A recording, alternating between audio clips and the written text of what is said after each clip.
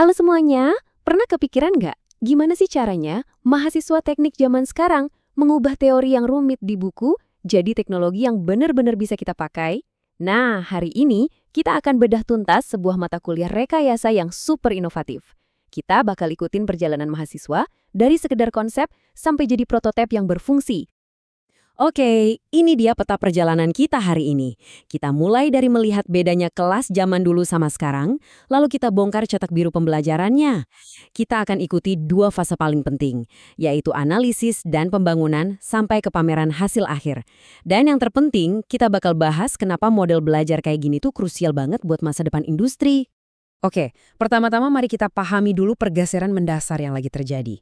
Supaya kita bisa benar-benar menghargai inovasinya, kita perlu lihat kontrasnya nih antara cara belajar teknik yang tradisional sama pendekatan yang jauh lebih modern dan relevan dengan industri sekarang.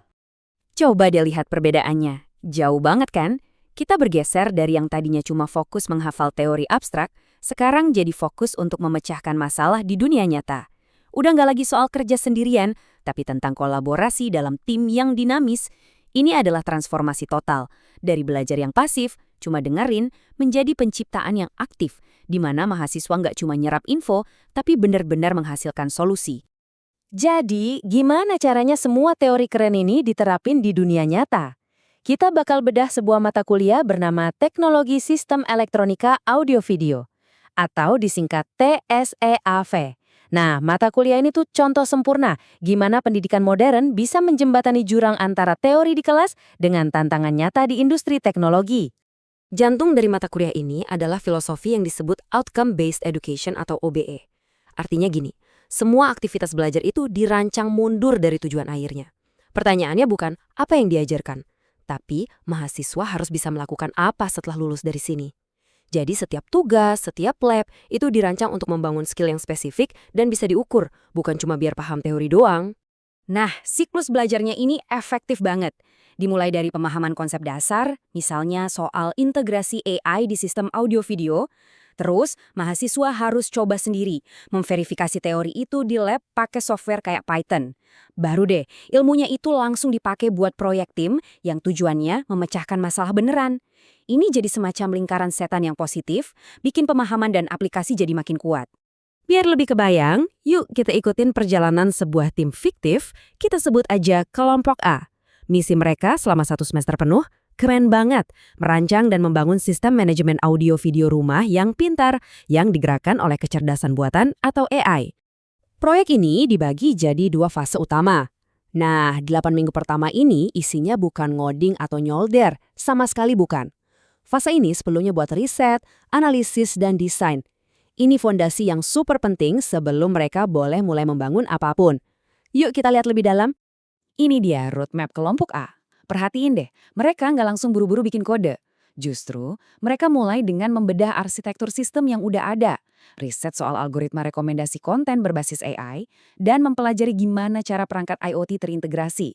Fase ini benar-benar membangun pemahaman yang mendalam, dan puncaknya adalah presentasi tengah semester, di mana mereka harus membuktikan kalau rencana mereka itu solid dan bisa dieksekusi.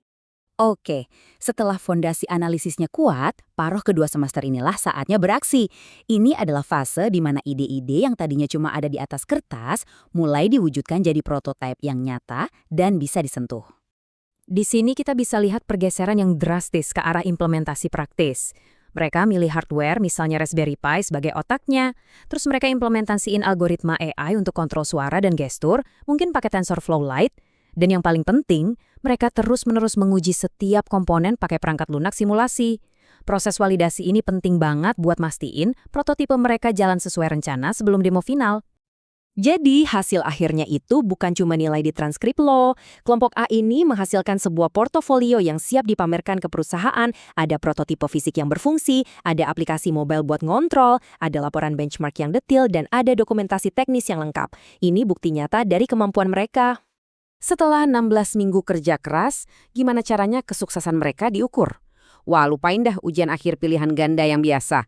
Evaluasinya dirancang untuk mencerminkan standar industri yang sesungguhnya. Penilaiannya fokus ke hasil yang nyata. Bobot terbesar ada di fungsionalitas prototipe, apakah alatnya bekerja atau tidak, diikuti oleh seberapa inovatif idenya dan seberapa bagus implementasi teknisnya. Bahkan cara mereka mendemonstrasikan dan mempresentasikan proyeknya pun ikut dinilai. Ini persis seperti ekspektasi di dunia kerja kan? Nah, ini membawa kita ke pertanyaan paling penting. Kenapa sih model pendidikan kayak gini relevan banget? Apa dampaknya buat mahasiswa dan juga buat industri teknologi yang terus lari kenceng? Lulusan dari program seperti ini tuh nggak cuma bawa ijazah, mereka keluar dengan satu paket skill yang sudah teruji di lapangan. Analisis teknis, desain sistem, manajemen proyek, inovasi, dan kerjasama tim. Ini adalah kompetensi-kompetensi yang bikin mereka jadi talenta yang paling dicari sama perusahaan teknologi papan atas. Intinya, dan ini yang paling krusial, metode ini menciptakan insinyur yang benar-benar siap kerja. Mereka nggak perlu waktu adaptasi yang lama di kantor, karena mereka udah terbiasa memecahkan masalah-masalah kompleks selama 1 semester penuh. Alur belajarnya yang terstruktur memastikan mereka punya fondasi kokoh sebelum terjun ke pekerjaan yang lebih kreatif dan canggih. Dan ini meninggalkan kita dengan satu pertanyaan besar yang menarik banget. Kalau bidang serumit rekayasa saja bisa diajarkan dengan sangat efektif lewat pendekatan berbasis proyek ini, coba bayangkan potensinya kalau diterapkan di bidang lain. Pendidikan, bisnis, bahkan ilmu sosial, kira-kira bidang mana lagi ya yang sudah siap untuk mengalami revolusi serupa?